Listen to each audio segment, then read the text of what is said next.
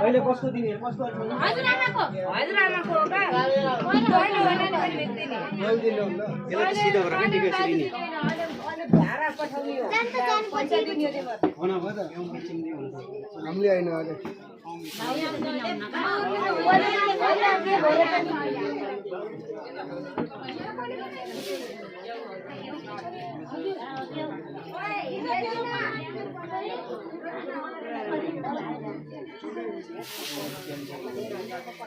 अब घुम्दै घुम्दै अहिले